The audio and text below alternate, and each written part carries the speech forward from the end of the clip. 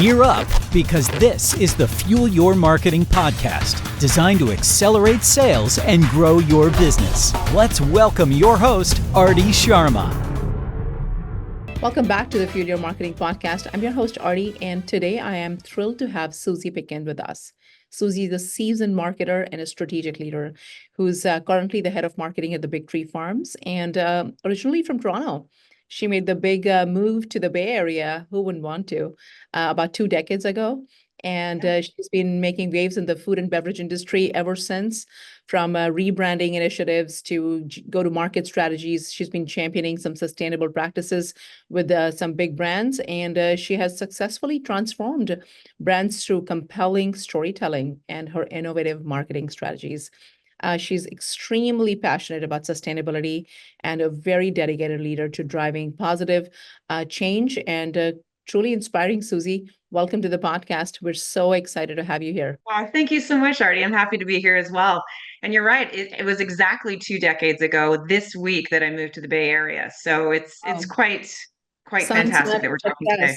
I want our audience to get to know you a little bit better as well. So why don't we just start by, asking you, with your diverse background from, pharmas to food and beverage industry, share with us a little bit about what sparked your passion for marketing and what led you to focus on sustainable brands. Right out of university, I went to Queen's University and I was really focused in sociology and psychology. And what I actually fell in love with was social work. And with that comes this feeling of giving back and getting people back on their feet and seeing people in very difficult circumstances and then success later on.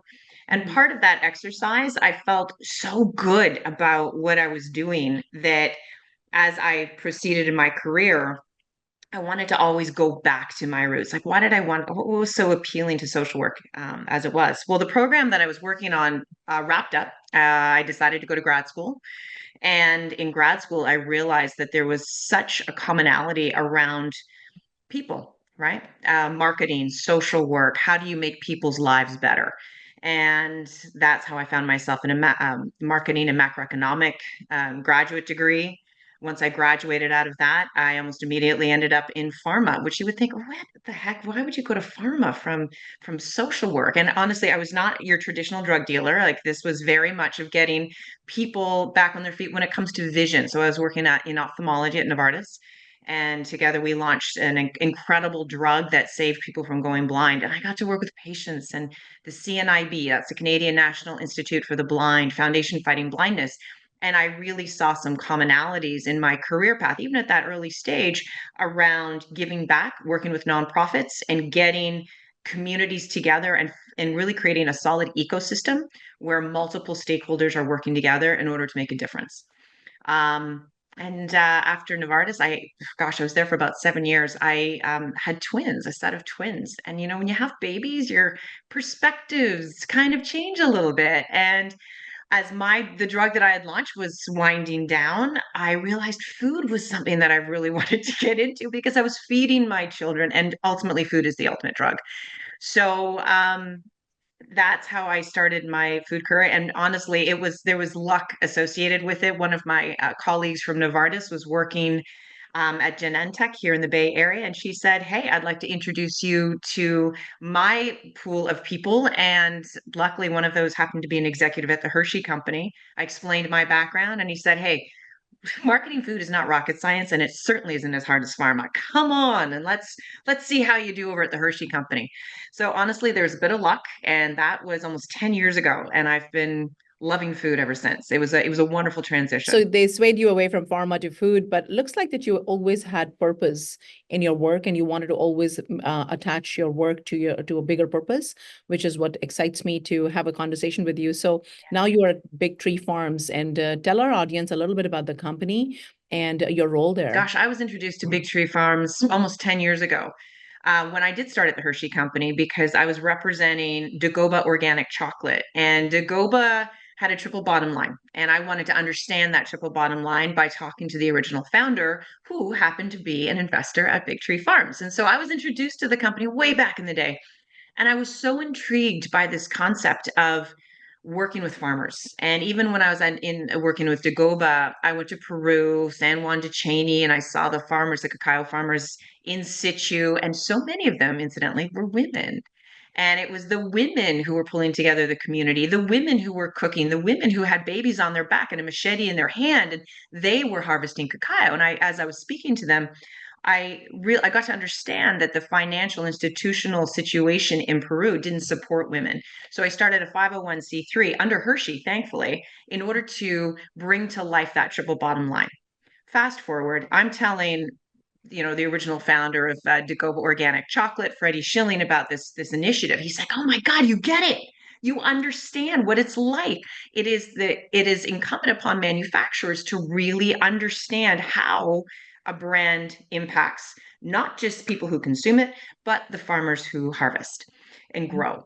And anyway, that conversation then morphed into me being introduced to the founder of Big Tree Farms. And we've been actually friends for almost 10 years, like I said. And we always wanted to work together. He understood my ethos, I understood his ethos. And over that 10-year period, Ben Ripple, the CEO and founder of Big Tree, he has created an ecosystem of farmers that, gosh, I think we're up to 16,000 farmers in Java, who half of whom, almost 48% are women, who are harvesting coconut flower nectar from organic coconut trees. And it's the most beautiful, vertically integrated operation I've ever seen. It's fully transparent. All of the names of all of the farmers are part of the process. They're not just numbers. It's like, oh, I'm going to meet up with Puck, somebody, so and so. And when I had the opportunity to go to Bali and Java with the CEO, January of this year, we got off the plane. We visited 5 different farms within the first few hours of landing. And this is like deep in the jungle. And Ben is fluent in Indonesian. He's been there for 25 years. He's backslapping the guys, and they were discussing who was going to climb the tree and harvest the nectar. It was so authentic. And I fell in love with the company at that point. It was truly the triple bottom line, living the triple bottom line. And seeing that and seeing the integrity with which the product is harvested and reduced into a caramel that is so delicious, and then made into a sugar and then brought over here. There's no middleman. It literally is from farm to table, and we've managed to do it at scale.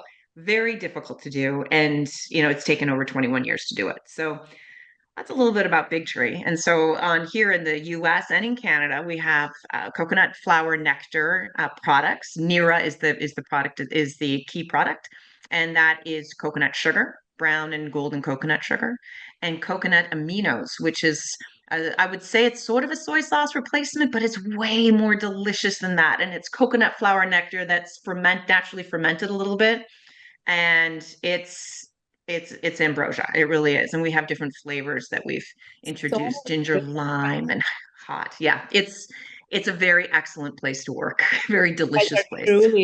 truly making a difference in the global food industry, which is awesome. And looks like that, there is so how long have you been involved with Big Tree Farms now? How many years? Yeah, I would say passionate about the brand for almost 10 years, and only working with them for the last year as head of marketing. Yeah, but there's still a lot of product market fit analysis. And again, you said from farm to the table, but then also there's a lot of other facets to bringing that product to the table, right? And understanding your market and creating in this competitive landscape. I'm sure there's a lot of players. What do you think is your biggest kind of, takeaway when you move from pharma to the food and beverage industry? And what are some of the rewarding aspects of this transition as well, especially now that you're so deep down into understanding where the product is being harvested to, what are the steps taken by you and Ben to bring it to the real Oh, consumers? great question. I would say the commonality between pharma and farm, pharma, and Farm. yeah, PH10F, is really my work with the nonprofits and in food, the certifiers, right? And that I feel is much more interesting. So in Canada, we are not able to do direct to consumer advertising. In the States, of course, you can, but I feel that that forces pharmaceutical companies in Canada to come up with partnerships with interest groups that actually have the consumer's best interest in mind, right? And that forces the pharma company to be responsible and to keep front and center the purpose of the drug that they're selling. That element is what I took with me. I love working with certifiers, and I know that might sound like, oh my gosh, you enjoy it, but we're that Big Tree. We are part of the Organic Trade Association. We're a founding member of the One Step Closer. That's Organic Sustainability Collaborative. We are non-GMO Project Verified. We are part of Fair Trade and Control Union, and all of these different certifiers. Heck, when I was at Hershey, I took the Rainforest Alliance with me to Peru, and together we did a documentary because together we realized we had more power than on our own. So I feel that, again, manufacturers have the responsibility to present food in an integrity with integrity, and not greenwashing, not filling it with sugar, like really bad cane sugar, bleach sugar, flours, non-organic, heavy metals, all of the things that could in fact fill our food and sadly do. It's a manufacturer's responsibility not to do that, so that our people can be more healthy for a longer period of time. Yeah, an informed, educated consumer is consumer for life. I feel that, so you That's have to right. feel like so that's your big differentiator. Would you say that that's your big differentiator, especially in this increasingly crowded, sustainable and organic, food brand industry? Or is there any other differentiator that you would want to point out? Well, I think with Big Tree in particular, there's no middleman, right? And I feel like a lot of commodity type products, like a sugar, there's always a middleman, right? That's there. You've got your farmers who sell to a broker. That broker then sells to another broker in the US. So you're already like three removed from the farmer, and then it hits the shelves, right? With us, we know the farmers. We know, for example, that in order to maintain our organic certification, and regenerative organic as well, which makes it even more challenging, we don't put any chemicals into our products, into our nectar, before it becomes sugar. And a lot of other companies do, because there's a fermentation process that occurs. Like once you harvest the nectar, it's sugar. And if you don't stabilize the pH immediately, you end up with some pretty interesting booze, actually. So in order to do that, we've worked with the farmers to find ways of stabilizing that pH using mangosteen fruit skins and limestone. Well, that came from the farmers. I mean, so we really integrated like ancient traditions, honoring those ancient traditions, and bringing a product that is so pure, really, to the consumers. And again, like we're working with the farmers to bring a pure product to the American market. People that don't have that vertical integration, that have that middleman, they're going to be losing out. They don't know the integrity, the true transparent blockchain, if you will, of how it arrived on American soil. And that's what makes us different. And it's a difficult story to tell, because I don't think a lot of people understand the subterfuge that happens within the supply chain and that route to market. But so many things can happen. Feels like to me, and then from a consumer of organic products myself, I feel that you are the right time in the right stage, because there's a lot of awareness around it now.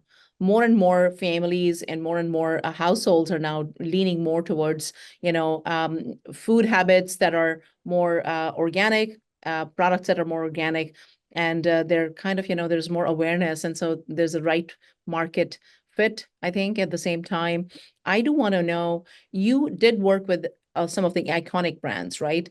Miyoko's Creamery, the Hershey Company. Now, what are some of the key lessons that you learned from those bigger brands, and the roles that you carried there with you to the Big Tree Farms, which looks like is still like, imagine the number of farmers that you guys have on the back end farming the nectar and harvesting the nectar. And I think that's where I want to understand, what are the two big giants to now a smaller mid-tier brand. Talk to me a little bit about that experience. Oh, great example. So the Hershey Company is really a company within a smaller little companies within a large scope. So each brand is honestly operates like its own company. And I was under the High Point Artisan brand banner. So we were completely separate in Sonoma County, while the rest of the company was in Pennsylvania. And under our banner, it was my two chocolate brands, Scharfenberger and Dagoba, with Crave Jerky. So it was a very strange meat and chocolate situation there. And yes, we did pair it, and it was quite delicious. But in working within this small organization, it was an excellent way to get my feet wet in the sort of the larger scope, because I had access to all of Hershey's resources around research, syndicated data, um, designers, consumer testing. It was really amazing. And I was able to tap into that while managing sort of the brand development and really re-equitizing the two brands that were under my domain. So what I learned from the Hershey Company is the power of syndicated data. I also learned that people in high places don't always know what they're talking about. There were a couple of circumstances where we were doing consumer testing for an organic brand. And remember, Hershey is not known for organic, natural brands. They don't do very well with them. I think they're an amazing company. They were very supportive, but they just didn't get that value proposition around premium organic brands. And they were pricing them too low, and the packaging was off. And it was my job to come in and fix it. And I remember being terrified to challenge the execs that were in Pennsylvania at the time. And despite my fears, I did challenge them, and I did manage to get what I wanted through. And my God, Target loved it and bought into it. And when I had this win and feather in my cap, they just said, oh, well, thank you. Like, keep going, keep going. And it was just so interesting that it was my fear that held me back. And I just thought, well, God, I mean, this is my first crack. Like, might as well go for it. I mean, I launched a pharma drug. Like, how wrong could I be?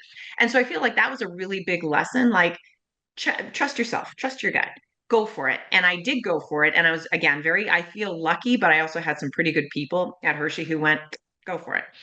So we relaunched Dagoba, new packaging, 501c3. Target loved it. It was really amazing. I took that. I left Hershey, went to Miyoko's. And Miyoko's was an interesting situation. It was my first manufacturing marketing job. So at that point, Miyoko's was really tiny. She was, let's see, about 4 years in. I think we were $9 million. All of the manufacturing was happening on site in this 30,000 square foot facility up in Petaluma, California. And we had to build it on a shoestring. And you wouldn't know it, because by the time, let's say I was there for about 3 years, and by the time I left, we were just south of 30 million. And I had a much bigger budget and a full team. But at that point, trying to translate what I learned from Dagoba into sort of a smaller set, grow that brand to appear larger than it actually was quite interesting. And the one lesson that I took from my experience with Hershey was to rely on syndicated data, to rely on a group of people, and not succumb to groupthink, and not succumb to founder think. So just because the founder wants it doesn't necessarily mean it's the perfect timing or the right way to go. And obviously you have to handle that with kid gloves at times. And that's not to discount founders. I think founders are absolutely amazing human beings. I am not one. I don't think I ever could be one. I think you have to be born with some sort of I don't know, that I don't have, but they're amazing. But sometimes they get in their own way. And it's up to the team to say, hey, here's another perspective. What do you think? And sometimes that doesn't end well. Sometimes you you know you have to say okay and capitulate. And often, I think mistakes are so valuable, and whether it's your mistake or a founder's mistake, as long as it's not an expensive mistake, it's worth making, because if you don't go through that door, you'll never know that there's another bigger one behind it. There's no risk, So then there's no reward. And I think calculated risks are the way to go. I'm a founder myself. I do get in my own way. Sometimes that's why it's so important to surround yourself with A players who are not shying away from telling you how it is, but they also have they're bought into the vision. Having said that, they're not going to be the order takers or yes men person, right? So sometimes you as and especially with companies who are still in the, I would say growing stage, and they're backed up, there's some funding on the table, but they definitely want to have folks who are going to show them the true picture, because they have the data to prove they've done the market research, they have done their total addressable market research and total relevant market analysis, and now they have the pulse on what the market wants. They are close to the product, because most of the times founders have the vision. What I found is that founders who are also the product champions, they're so close to the product sometimes, and they're so passionate about the product that sometimes miss out on other finer details that are really important for the go to market and taking the product to market. I think that's where there is a need for them to surround themselves with strategic folks who are not afraid and not shying away from saying the things that are going to move the needle in the business and on the overall go to market. So I think you said it, and looks like that you are that fearless leader who means well, who's passionate, who takes the vision from a founder and leads them into the right direction for whatever is the best outcome for the company, the brand, and the mission and the purpose, right? In this case, looks like sustainability is the big part of the big three firms' overall vision mission. So kudos to you and Ben for making this all a reality. Thank you. And I think you said something so key there, and that is it's the founder that sets the mission. It's the founder that sets the vision. And finding people who subscribe to that mission and vision is the critical element here. You don't have to agree. And the number of I had a boss, actually I worked at Amy's Kitchen as well. And one of my bosses there said to me, she's like, all right, let's get ready to roll. And she would get so excited about having big conversations around bringing that mission and vision to life. What does it look like? And with everything being so complicated now within that digital landscape, omni-channel marketing, we need to rely on experts in each of the areas in order to bring together a comprehensive, tight strategy. You referenced syndicated data. I think such a missed opportunity for companies to not be able to, look at data holistically. I find that, every department has its own metrics and KPIs that they're looking at, but when it comes to a conversation that's going to really have an impact, I think everyone needs to be on the same page, especially when you're having that board meeting. The board doesn't care about individual siloed departmental data, right? What is the business impact they're looking at? So I think there is a need for a more cohesive, integrated dashboard, which is more from a go-to-market dashboard standpoint. I think that's what companies are missing today, and there's need for that. So fantastic. You're currently leading a rebranding initiative. That's what when we were first, briefly chatting. Yeah. So this is a big initiative, looks like, at Big Tree Farms. And talk to me a little bit about, your main objectives of this rebrand, and how are you planning to position the brand to resonate with both existing and new customers? And maybe you want to diversify into the dealer network or have a bigger vision. Talk to me a little bit about this initiative. Sure. So Big Tree Farms really started as an ingredient company back in the day, right? That would, as I mentioned, vertical integration lends itself to owning sort of that B2B market. So we actually do supply coconut sugar and coconut aminos to some of the big players out there, big organic players out there. Along the way, Ben decided, hey, let's do a retail brand as well and start building out that footprint. But what was missing back when he launched the retail brand was consistency of label across categories. The branding was really small. The sort of the value proposition was lost. The differentiators were lost, right? And this had carried on through about 3 different iterations of the brand.